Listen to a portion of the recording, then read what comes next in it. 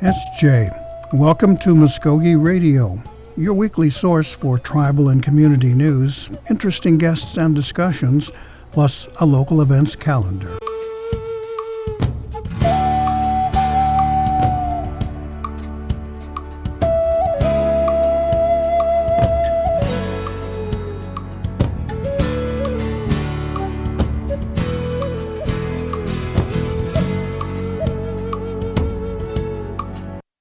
It's Jay Stongo, Gary Fife, Jaho Jeff Giddos, Mvskoke Radio, Mabu Hedged Wedgigas. Welcome to our program here on this chilly Okmulgee morning. Winter has come back with a nice, strong blast for us here. We have all kinds of attention being placed on the legal ramifications of McGirt, of the McGirt decision, the court. There's a battle still on Capitol Hill, whether or not the full implications of that decision will be enforced. Part of it has been saying the reservations are still here, but how long does the law affect how far back and how many people? Plus, does it affect anything else? These are questions that will be decided in probably not too distant future. One of the bigger questions, of course, was law and order. What do the police do with suspects who may be committing crimes in Indian Territory, and who gets to try the case, or who has to try the case is kind of more the way it works out. We had a discussion on that topic in 2020 between local law enforcement officials, tribal officials, and some legal folks. And we figured it was about time to maybe review that decision and some of the discussion topics that were part of it. So here is a roundtable discussion between the local law enforcement in Tulsa County, and their district attorneys and our own tribal official. Since the Supreme Court's decision in the McGirt case, all of our offices have been inundated with phone calls and questions and inquiries from members of the media, from a lot of folks in this room, but also from members of the public. And we wanted to sit down today together, not just to show a unified front and a singular voice, but to champion our common mission, which is public safety. Public safety to all of the communities that we serve here in northeastern Oklahoma. But in particular, you can see I have Tulsa County District Attorney Steve Koonsweiler here to my right. How are our offices working together now as we try to figure out who is prosecuting what in the post-McGirt world? Kyle Haskins, an Assistant Attorney General at the Mvskoke Creek Nation. How is it that the United States Attorney's Office is receiving cases and then working with the tribe to determine which ones they may prosecute versus which ones we may? And then, of course, Deputy Chief Eric Daglish from the Tulsa Police Department. The men and women of TPD are out in the front lines right now, and whether it's a traffic stop responding to a domestic violence call or one of the 10 homicides that we've had since the McGirt decision, TPD is having to make these calls on the ground and make these decisions on the ground. So let me first say that the U.S. Attorney's Office right now continues to be staffed at the same levels that it was before the McGirt decision. And the reason that is significant is that our prosecution responsibilities have increased substantially. Just last week, a federal grand jury heard evidence and determined that there was probable cause to return more than 50 indictments. That's a record for the Northern District of Oklahoma, and a number of those cases are cases that, but for the McGirt decision, would have been in District Attorney Koonsweiler's office. About 3.5 weeks ago, the state of Oklahoma lost the ability to prosecute cases that occur on the Mvskoke Creek Nation Indian Reservation that involve an Indian defendant or an Indian victim. The fact that we can pick up the phone and call one another, and we do on a regular basis, are really helping to ensure that the communities that we've all taken oaths to serve continue to receive excellent public safety services. With that, I want to ask District Attorney Kunzweiler to make a couple of remarks, in particular about some of the changes in his office, as well as they've seen cases that they normally would prosecute come over to the U.S. Attorney's Office. And then I'm going to ask Assistant Attorney General Haskins to make a few remarks as well. Is this an issue? Yes. Does it affect how things get handled? Yes. Is it going to change how law enforcement is going to deal with the lawbreaker? No.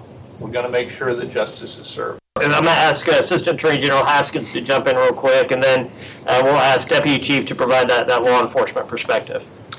I'll keep this very brief. In all of your packets, there was a written statement that I prepared yesterday on behalf of the nation. I want all of you to know that it's an honor to be here. It's an honor to be part of a group who is working so hard to make sure that we do the right thing by all the citizens of the state of Oklahoma. I will tell you that Chief Hill and Second Chief Beaver, they are good and honorable men. They're giving us every opportunity to make sure that we do the right things. No one has more of an interest in law and order throughout the Mvskoke Creek Nation, throughout these historical reservation boundaries, than the Mvskoke Creek Nation. Again, thank you for letting me be here. I wanted to keep it very brief, and certainly any questions that you all have we'll address.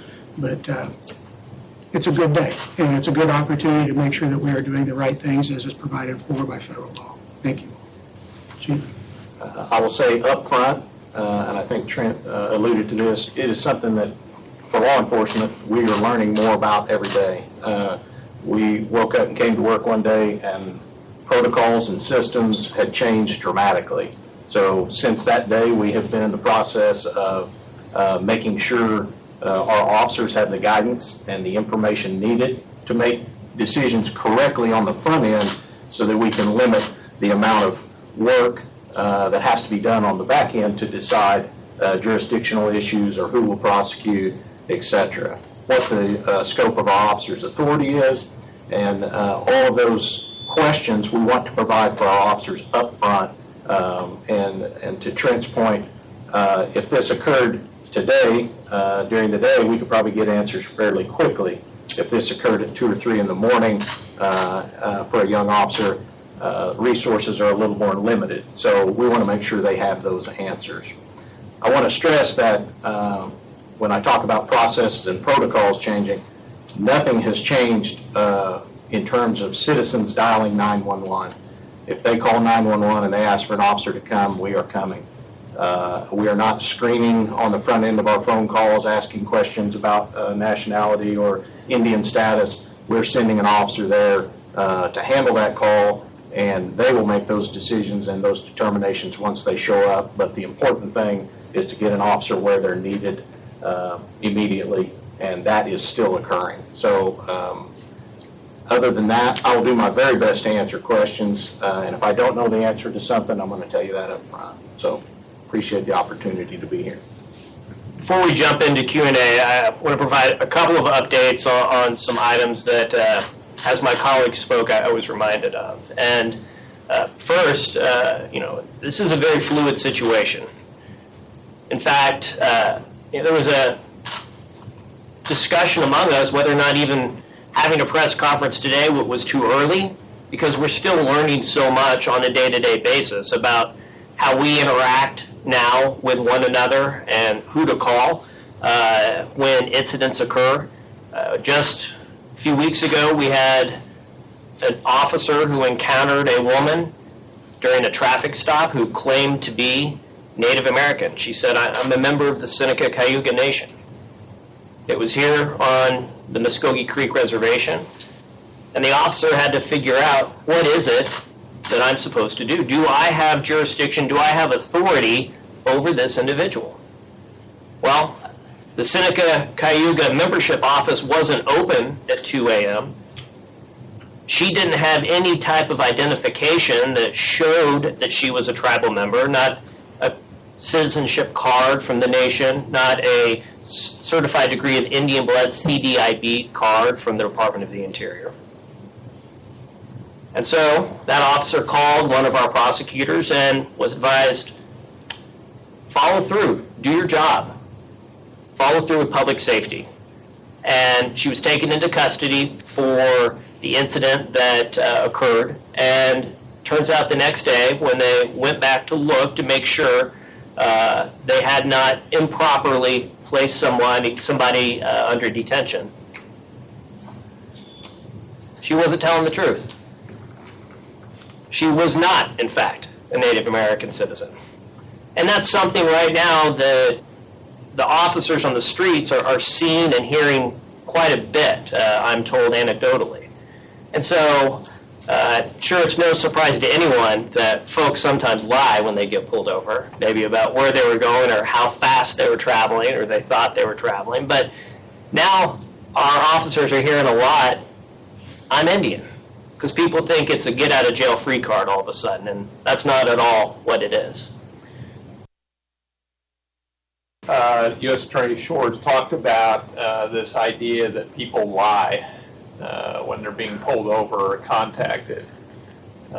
So to the extent that you're in that population, shame on you. Shame on you for somehow trying to pretend to be somebody that you're not. You know, at the end of the day, what you're doing is you're only affecting your credibility. If you're going to tell a law enforcement officer to try and get yourself out of trouble, that you're a member of a federally recognized tribe and you're not entitled to that membership, you've just lied to a law enforcement officer. You're obstructing that officer in his or her performance of their duties, and that's going to be an additional crime you may have to face consequences for. But at the end of the day, it affects your credibility. If you cross the line, take responsibility for crossing a line and let your attorney deal with it. But don't get into this business of trying to somehow put this image that a Native American tribal member who's law-abiding, now you're going to put yourself in that group to try and claim that you're a member of that tribe just so you can somehow try and escape justice. Shame on you for doing that. A question for Mr. Shores and Mr. Kunzweiler. One of the fears that was discussed in the court case was that there would be a flood of cases coming to you, people claiming membership, and that you would be overwhelmed by that particular flood. Now, first of all, how would you describe the numbers of cases coming to you? And do you think you have the adequate staff to deal with it? That's a great question, and I actually like the word flood. I've been using the word tidal wave. The decision, if I recall, came out on or about July 9th. Since then, since the McGirt decision, my office has been referred 113 cases as of today. Of those 113 cases, I think we've capped or been able to retain around 60 of them, and we have referred the majority of the rest of those to the Mvskoke Creek Nation for their review of prosecution and consideration for prosecution. There is no better team ready to handle that workload than my team that I have here in the U.S. Attorney's Office. They are hard chargers, and they are working around the clock right now. My question is how much longer can we continue to work at this pace? And I can tell you, they're going to go until they drop. And I think we have reinforcements on the way, like I said, from across the country. So the number of cases has been extraordinary. The number of indictments that were returned this month reflect that. Tulsa County has Judge Pretty at Tulsa County has a McGirt docket that she convenes twice a month, and at that docket, cases are identified that need to be dismissed because of the change in jurisdictional status. It's my understanding that last week at that docket, 47 cases were dismissed. It's my understanding that at the docket that is coming up at the end of this month, there may be as many as 85 cases that could be dismissed. So we're watching that really closely here, because when those cases are dismissed, there's a good chance they're coming over here. And if any of those defendants are violent offenders, then we want to be prepared to seamlessly take on that case to ensure that victims are protected and that our community at large is protected. So it's a lot of work. We're standing up and we're taking it on our shoulders right now, and I can't tell you how proud I am of our team, but we're also looking forward to reinforcements coming in the form of details. My wife, if I could address something, my wife asked that I address, this issue of who's an Indian in Oklahoma. So many of us have Native American ancestral backgrounds, but unless your ancestors registered under the Dawes Act, you are not eligible for membership in a federally recognized Indian tribe. I am actually Cherokee. In years past, and some of my involvement with the Cherokee Nation, I've met full-blooded Cherokees. They're as dark-complected as any human that you would meet, black hair, very dark eyes. Their first language is Cherokee, very traditional Cherokees, and they are not members of a federally recognized Indian tribe because their ancestors did not register under the Dawes Act. Tribes to get to control who their membership are. So, I would encourage those of us who are tribal members. Tribes issue membership cards. And with the Cherokee Nation, it's a blue card, and I carry my blue card with me pretty much everywhere I go, and it's a matter of pride. But every tribe has their own membership cards. CDIB cards, most of the time, a tribe will assist their members in getting a CDIB card from the Bureau of Indian Affairs, Department of Interior. It's a little cream card that has a buffalo and the seal. But that card in and of itself does not establish that you are only that tribal membership card. We were discussing before we came in, many years ago when I was on the bench, I had an individual who had what appeared to be a tribal tag on the back of his car. It was a separatist group that created a tag to look like a Native American tribe. And that was a long experience in my life, but nonetheless, you cannot rely upon appearance, you cannot rely upon name, you cannot rely upon whether someone's driving a car with a tribal tag. Maybe it's a spouse's car with their tribal tag. So, I do encourage those who are members of a federally recognized Indian tribe to carry your tribal membership cards with you. At the Mvskoke Creek Nation, we are seeing cases that are coming to us to where after doing our due diligence, we're finding out that these people are not members of a federally recognized Indian tribe, and in fact, they belong in the state court system. So we're working through these processes to not only take the cases that should come to us and which belong with us, but making sure that those cases go back. So we're filling those gaps to make sure that all of us are protected in Oklahoma. Cherokee. Deputy Chief Dalgish, what are you telling your officers, your boots on the ground officers, and how to handle these kinds of cases? Is there a policy in place? And secondly, do they hear a lot of grandma was a Cherokee princess kind of thing? Yes, similar to what they're describing, our legal advisor immediately put together a document, a guidance document, which has been revised 3 or 4 times as more questions came in. But that has been distributed to all the officers. It includes a matrix or a flow chart asking, ask this question. It talks about geography. Are you south of Admiral? Are you north of Admiral? If then this, then this. So it is a challenge for the officers to work through it, but they do have the information with them. We don't have a written policy that addresses it in our policy and procedure manual. It's been just weeks since it went into effect, but we do have a guidance document that contains those emails, those phone numbers that they can access. And anecdotally, yes, we have seen side of the road claims of tribal membership, and I think that's been addressed. The officer does their very best to determine if that's valid, and that will include phone calls, requests for ID, and if they exhaust means to identify or prove tribal membership, then they would continue on as if they were not members of a tribe, and then it would be determined after the fact in the court system. The Mvskoke Creek Nation has a judicial system, a court system that's 50 years older than the state of Oklahoma. We have 3 full-time prosecutors at this time. Roger Wiley, our Attorney General, has given us permission. We're going to hire 3 more, so we'll have 6 prosecutors. I haven't told Mr. Shores this, but I'm in the process of applying to be a Special Assistant United States Attorney myself to try to help out with the issues that are coming this direction. It'd be my honor to do so.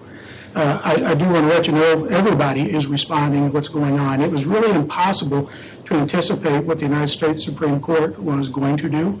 So we are responding. We're responding as quickly as possible. We've now added a 3rd judge in our tribal courts. We have a Supreme Court, and everything's going to be fine. We just need time to get our feet underneath us. Mr. Haskins, has the load for your judicial system really changed? You mentioned an increase in, of course, more responsibility. Is it overwhelming? Is it something that your team can handle? How is the Mvskoke Creek Nation adjusting other? Actually, I would say, with regard to the sovereignty that the nation is exercising, it's an honor. But we're able to do it. We're able to deal with it. We have 11 attorneys. I handle predominantly civil litigation issues in our office, but Mr. Wiley has announced to everyone in our office we are all prosecutors now when need be, and that's fine and it is appropriate. But yes, we can handle it. Our court system is prepared for it. If we need to build and expand, whether it's courtrooms or more personnel, we'll do so. Would any of those laws and statutes include usage of the Violence Against Women Act, VAWA? Absolutely. We do a lot of prosecutions under VAWA. Native American women are victims of domestic violence at rates, I think, higher than any other demographic in the United States. It's a particularly tragic and tough affliction on a lot of reservations throughout the country. And oftentimes, we see that Native American women don't have access to the same types of resources that somebody in an urban area might. And by that I mean like a women's shelter or counseling services or just a safe place to go because they're isolated and they're in a more rural area. The Mvskoke Creek Nation is actually a great example on this topic. They have a wonderful family violence program that really is robust and does a great job of meeting the needs of the victims. So we, for a number of years, have aggressively prosecuted domestic violence-related crimes under the Violence Against Women Act. And that includes prosecution of both Native Americans and non-Native Americans that cause or inflict abuse on spouses, intimate partners, or family members. And that's something that we will continue to do. I'm actually a member of Attorney General Barr's Domestic Violence Working Group. It's a specific group he set up to address domestic violence. We see that not just in Indian country, but throughout the country. And it parallels with the gun prosecutions that we have. We know when there's a firearm in a house where there's a domestic abuser, that the likelihood that that firearm is used is 500 times more. And that's a pretty scary statistic if you think about it. And our goal ultimately in those cases is to ensure that bruises don't turn into bullets. And we will continue to aggressively pursue those cases. One of the things we've done is establish a new leadership position in my office, a deputy criminal chief for Indian country. That individual, the individual that's selected for that, her name is Shannon Kazoni. AUSA Kazoni, or now Deputy Chief Kazoni, actually used to be the first Assistant Attorney General at the Mvskoke Creek Nation. She is not only intimately familiar with Indian country, but she's prosecuted a number of those domestic violence prosecutions, and recognizing that that was going to be a particular focus and need for us as we move forward, and we've certainly already seen that. Her leadership and ability to help mentor other prosecutors who maybe haven't done those cases in a while, I think is going to be really crucial as we move forward. Mr. Haskins, your response to the question of VAWA, has our system, the Mvskoke Creek District Court system, used that as a tool? Absolutely. We have prosecuted non-Indians for violence upon women. You know, I was thinking about your earlier question, and it kind of led me down the path of sovereignty. One of the things that has come up through this process, I spent my last 7 years on the bench dealing with deprived kids and high-risk delinquents. It's given the Mvskoke Creek Nation the opportunity to maybe try to find different ways in dealing with some of these issues that might lead to better outcome for Indian kids that live within our jurisdictions. What we're trying to do here is understand the relationship between our own Mvskoke Nation and the second largest city in Oklahoma, Tulsa. So far, we've heard that the relationship has worked out fairly well, and that things are progressing. But I can't see that such a thing wouldn't go forward without some challenges. So, what is the job you still have left to do in working that out? Well, the hardest thing has been continuity, is getting everybody to remain or to respond the same in the different jurisdictions, in the different municipalities or different counties. So that's been the first hurdle for us to get through, because not everyone is responding the same. And it's not for me to give legal advice to any other law enforcement agency. It's just to deal with our own. Here in Tulsa, we have cross-deputization agreements, and there actually are two kinds of cross-deputization agreements. One enables tribal law enforcement and local law enforcement to enforce each other's laws. So our light horse can deal with non-Indians, and TPD can deal with Indians. And there's another cross-dep agreement that's in place that's approved by BIA that allows local law enforcement to enforce federal laws. So actually our law enforcement here at TPD will have two different cards. One is a commission by the Mvskoke Creek Nation Light Horse, and the other is a commission by the Bureau of Indian Affairs. Okay, one of the questions we asked out of our curiosity said, do we have the crew to handle the job? That includes, of course, the district court and those folks, but also light horse. Do we have enough officers then to respond to what is kind of a more complicated situation? We just, I know that Light Horse requested some additional funding from National Council. It was approved. The number was somewhere around $2.5 million to be able to add additional Light Horse officers. I think the intent is to add about 30 more.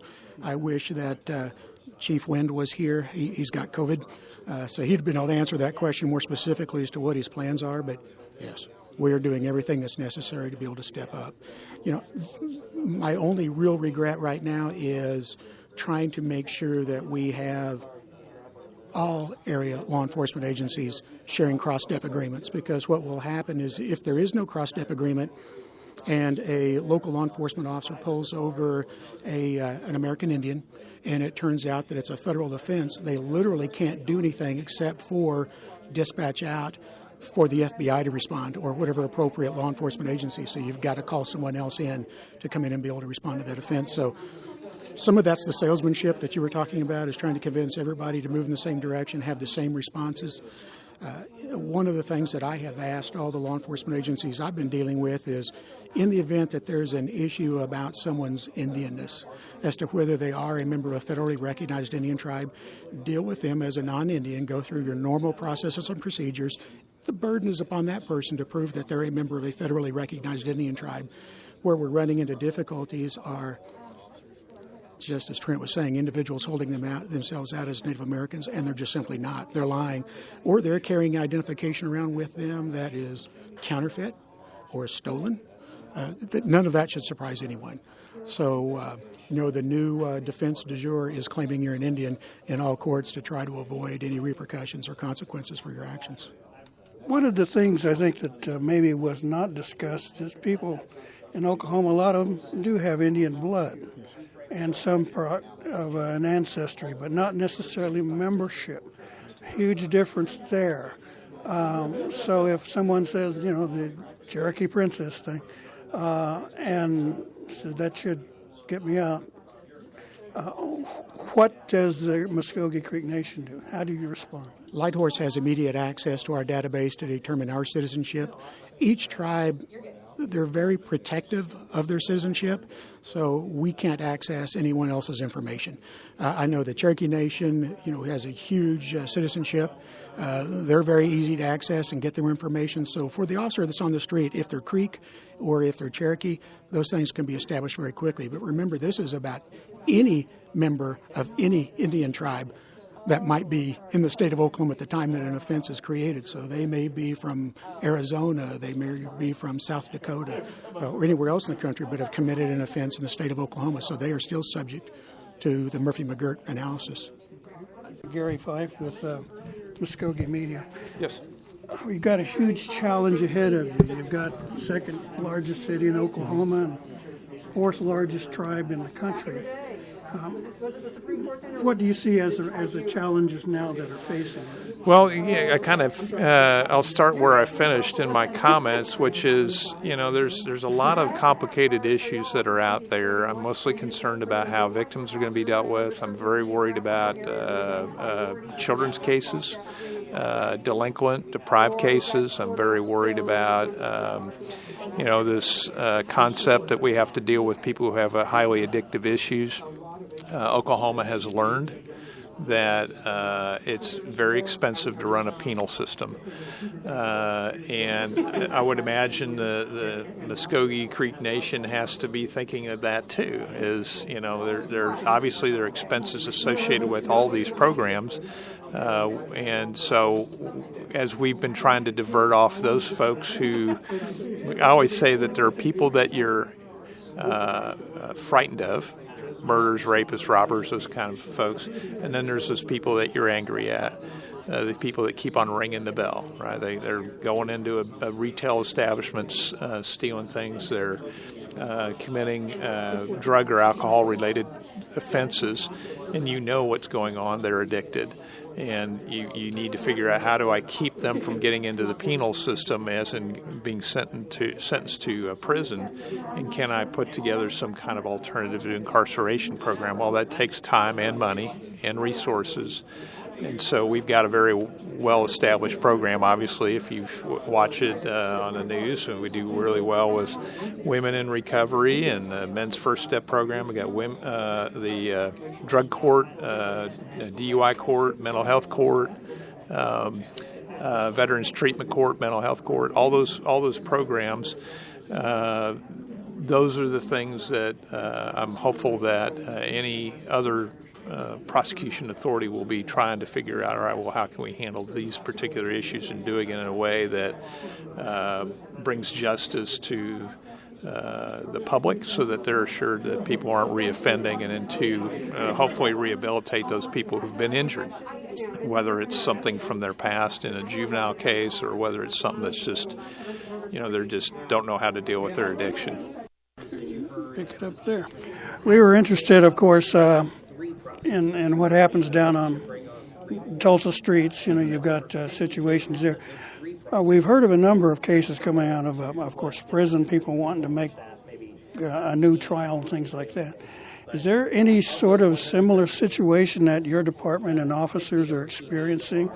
People, yelling, I'm an Indian, you can't do anything, that sort of thing? Yeah, we've seen, just anecdotally, I wouldn't have hard numbers for you. I've heard the stories of officers encountering individuals that are claiming tribal citizenship.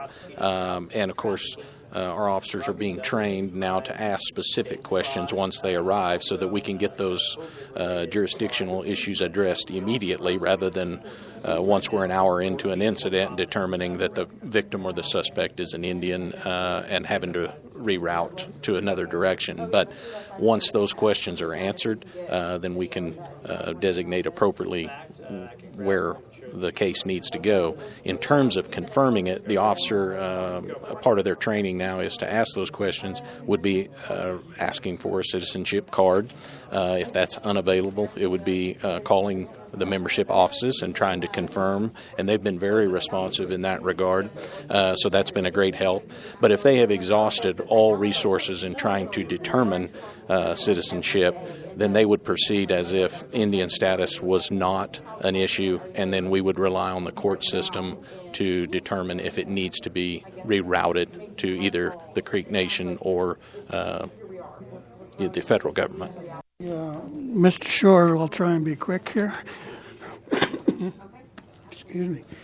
The legal structure is now in place completely, pretty much. First of all, is that the case? When you say legal structure, I'm sorry, please tell me what you mean. The law, the decision from the Supreme Court regarding McGirt, jurisdictional question has been answered to this point.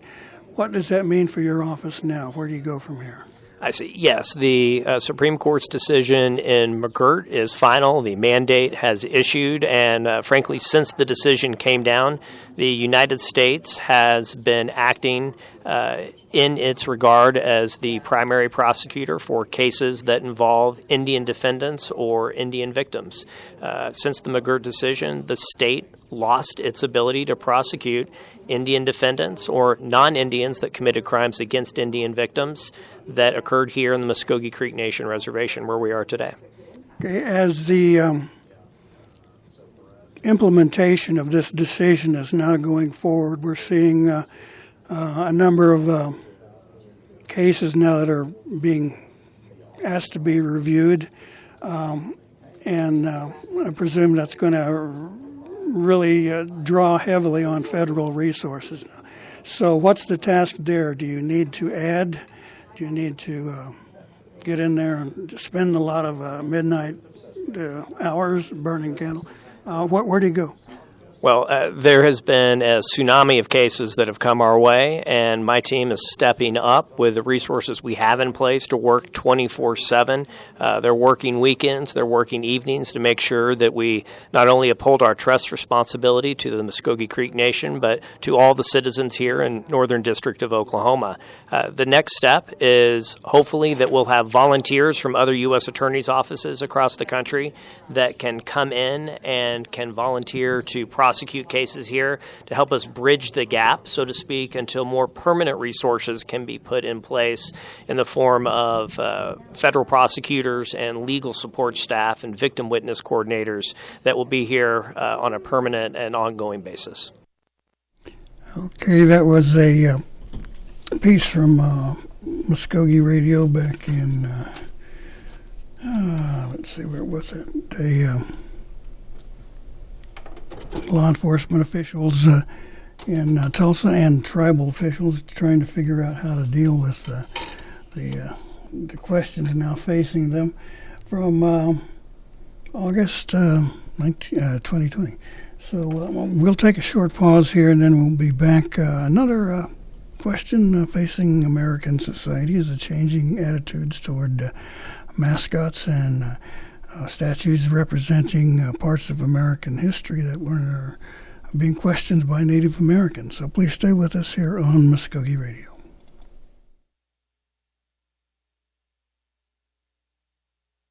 Hear that? That's the sound of hope being killed by meth. Methamphetamine use is causing huge problems in our community.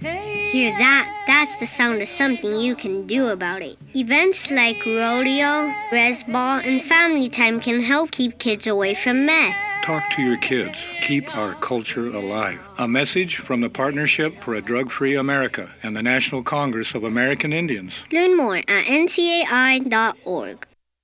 One of the issues, topics, targets, shall we say, dealing with Native American history presence has been the monuments and statues that are still existing that might not have included the Native perspective in its presentation. One of the favorites here in our state, of course, is the land run statues and the topic of how the state was put together, so to speak. And our our director, Angel Ellis, had a chance to speak with some Native people who had raised the questions about the land run statues down in Oklahoma City. So here is a piece done by our manager, Angel Ellis.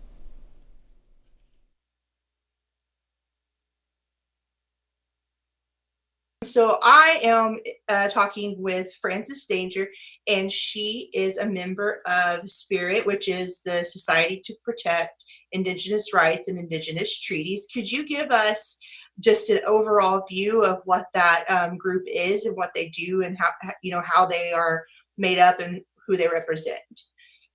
Well, I represent all Indigenous people. SPIRIT is a coalition of people that seek to expand educational opportunities in terms of the history and the modernization of Indigenous peoples, the honoring of the treaties, what exactly happened with our removal and things like that. Basically rewriting history to be truthful. Mm-hmm. And how many members make up the group? I am fairly new.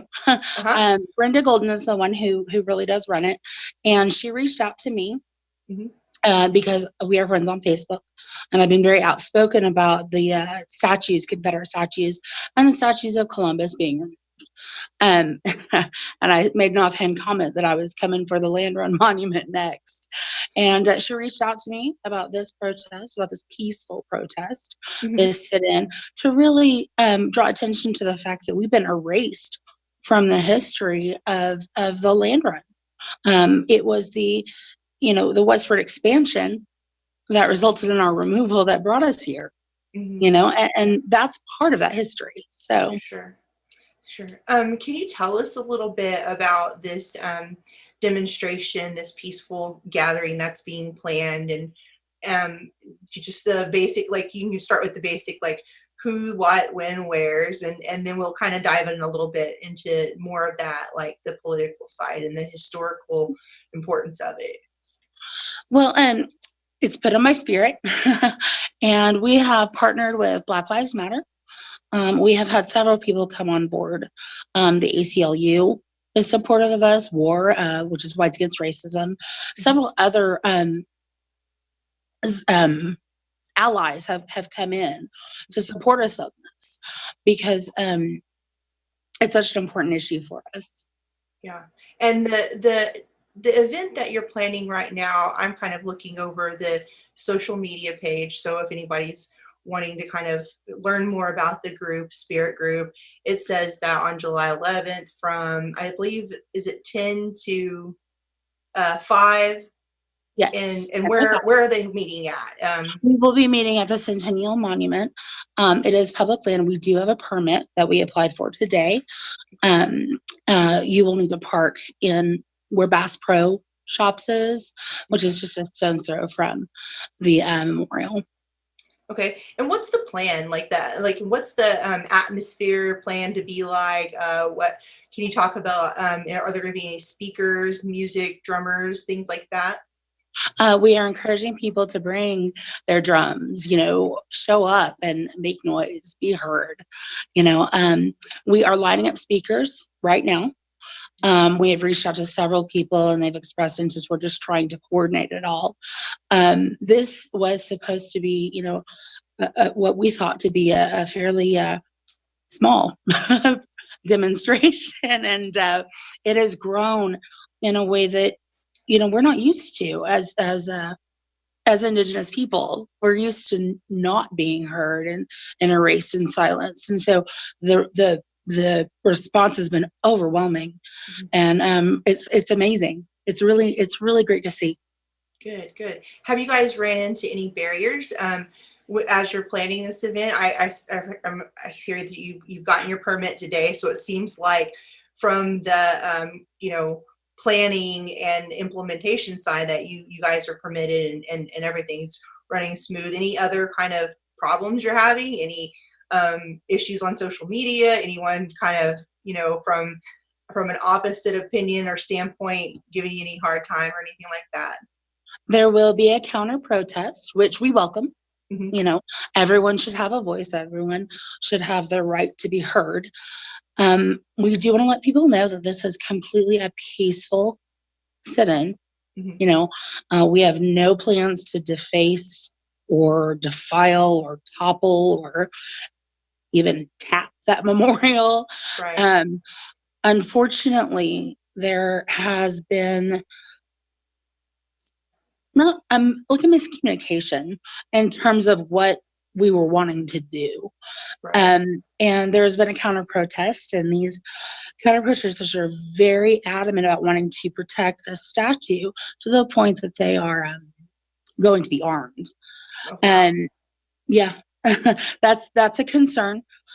We have been in contact with the person who started the counter protest, and we are currently working to meet in the middle because neither one of us, neither side wants this to escalate. We want it to be peaceful. We just want to be heard. To that end, we actually have a meeting with Mayor Holt next week after the protest. We're not going to hurt the memorial and then present ourselves to a government official. It's just not, it's not smart. And so we're hoping that we can reach, you know, that we can reach consensus on how to handle this. I can tell you that we have security that we are going to have in place. We are confident that we can get this to a place where everybody understands each other and nothing is going to explode. Good. What does that do to the mindset when you're talking about, hey, we're trying to have this get together, and then another party, you know, whether they agree or don't agree, even if, you know, I mean, does that like kind of do anything to the mindset to know that folks care so much that they're willing to perform their own functions as their own police force, so to speak?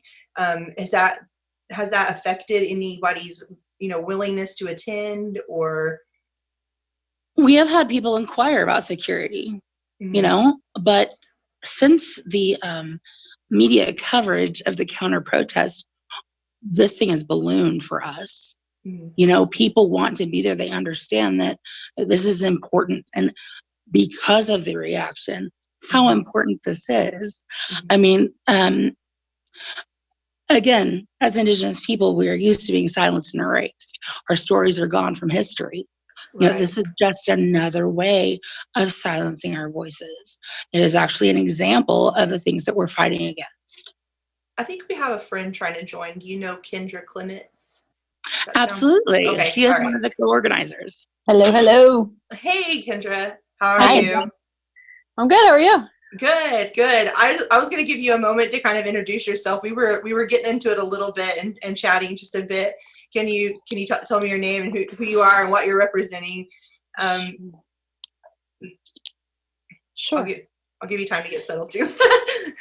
Sure. No worries. And I'm sorry I'm about a minute or so late. No, you're fine. My name is Kendra Wilson Clements, and I'm a co-founder of Matriarch, and also here supporting Spirit organization as well. Okay. Francis and I were kind of talking about the knowing the atmosphere, and that there's some folks who might want to bring their arms with them. Like, what does that do to you know, folks who are wanting to attend a peaceful protest? I feel like earlier on, I was seeing some information circulating on social media that this was a family-friendly event. Are you guys worried that could change the atmosphere at all? Francis, feel free to jump in. And as I was saying, I mean, we are trying to reach consensus with the counter protesters. No one wants this to be anything other than what it is, a peaceful protest. You know, we just want our voices heard. The people who are wanting to protect them, okay, I do believe that we can reach that consensus. And we have, like I said, we have security in place. But I will say, if people are concerned, they need to take that into account. Sure, sure. I feel like sometimes when other, organizations haven't really attended very many Native American inspired protests, maybe they don't understand what it's like. Because having attended a few, and not, I'm not an expert, but a few, I've never really felt like there was ever an intention for malfeasance, and it almost seems like that's completely the opposite with Native Americans protesting. A lot of the emphasis that I would hear people speak on is about coming from a good place and just kind of speaking your piece. So any thoughts on like how Spirit wants to project themselves in that manner? Can you speak on that at all? Yeah, so I may take a stab at that. We are peaceful people, and when we say it's a sit-in, and when we say it's a peaceful protest and a meeting of the minds and an opportunity to gather in community and spread a message and educate the masses, that's what we mean, right?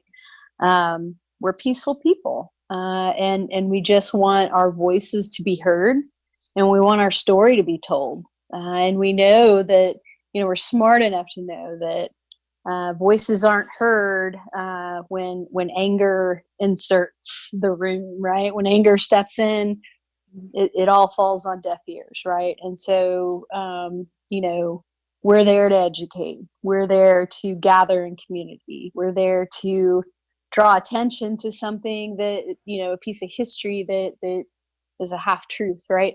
And so, the counter protesting is, it's really unfortunate. But also what's unfortunate is that this is not surprising, right? I don't think any of us were surprised that there would be counter protesting and that it could potentially reach a hostile and or volatile level. And for those who are coming as allies, and for those who are coming as friends and community to support us, certainly be aware that there is a potential for that. I would hope that it doesn't discourage, but I fully understand, especially in the climate right now. Things are hot right now. You can feel it. It's like the railroad tracks. So you put your ear up to it, right? You can feel the vibration. You can hear it getting closer and closer. And we recognize that. But I think all in all, we're here to gather.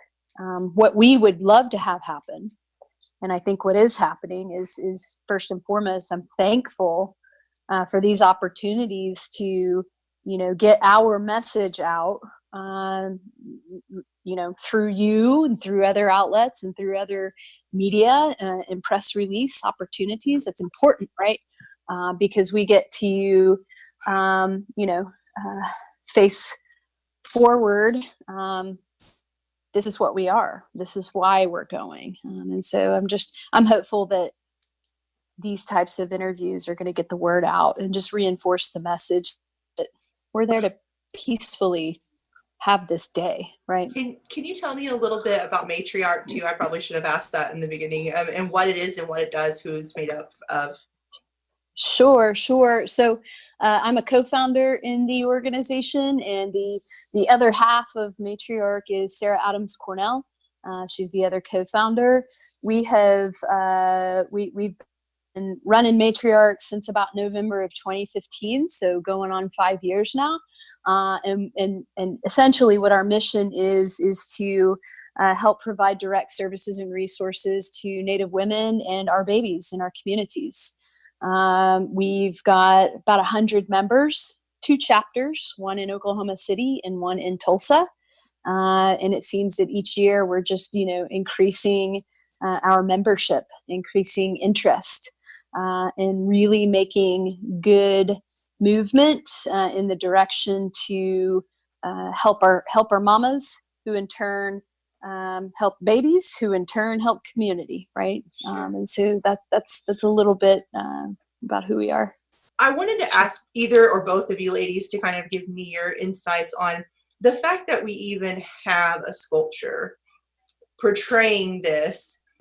With regard to these statues and these monuments, and the fact that it is just portraying what appears to be very jovial, white folks on horses who are coming to this new land, and they're, yipping and yaheeing and all of that stuff, excited to get to this new land, this new life, this new opportunity. And that's the only story that you tell. That's the only thing that you see here, which is intentional, right? Across the country, which, by the way, I'm celebrating the fact that California removed their statue of Columbus today. And so we're seeing that stuff happening across the country. But those statues are symbols of racism and oppression. And they are, quite frankly, used as intimidation, as putting us in our place and keeping us in our place. Don't ever forget that these gigantic statues, don't forget about that, right? Like a lot of finger wagging and putting us back in our place. And so this monstrosity of a monument, this land run monument, it's intentional. It's also what we see around the country. It's a part of the system of oppression, right? It just continues to breed the thought that white supremacy is at the top, right? And there are statues which are like deities that are praised, and photos are taken. People are posing by it, and it's just it's worn out, though, right? Like, we're tired of it, and I think that we're starting to see that across the country with these statues being removed. And for the record, we can't possibly. It would take the National Guard and several small tanks to remove the statues that this militia feels like they need to go out and protect, which kind of suggests to me that they haven't even seen it, right? Right. Yeah, they're pretty huge, and there's like 48, or there's several separate, bronze statues. It's a big deal. I have a question, and this is kind of my zinger question, so forgive me if this takes you by surprise, but what are your thoughts knowing that this monument was created by a Native American? Deep breath. If I can speak to that just really quickly. Please. I was shocked at first. But then again, as the quote goes, Custer had scouts. But I'm Native scouts, but I'm going to back away from that, because I will say this. At the 2007 protest of this monument, Paul Moore, the sculptor, was quoted as saying, everybody can feel how they want to feel about this, and they can protest how they want to protest about this. So he in no way is trying to silence his own people. I think that if he were given the opportunity to create another Indigenous monument for us, he would do so gladly.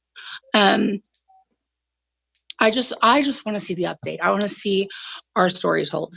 I want us to be heard.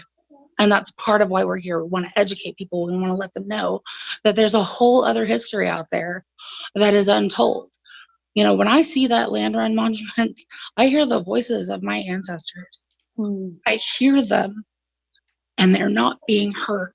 And I'm tired of that. I want to honor them. My voice needs to be heard. I need to change that for my daughter and for our kids and for our grandkids. And that's what I'm doing. Is there any certain outcome that I know you've mentioned that they're set to talk with, some officials after the demonstration?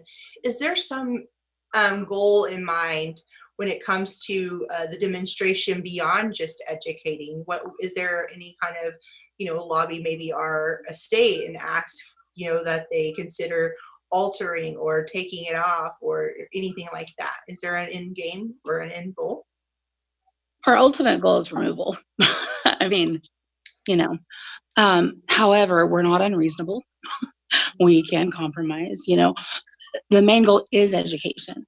If they're willing to work with us on getting a monument up to, you know, Indigenous peoples, telling our side of the story, updating the literature, updating the plaque, which does not mention us right now, creating a curriculum statewide that tells this actual history of what happened. We're really pushing the education piece.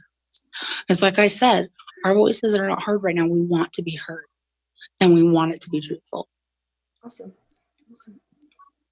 Anything I've left out that you ladies would like to add to the conversation so that we can make sure and include it? I'm going to try to round up our video crew and come, and Great. I'm really excited to see it, and I'm so excuse me.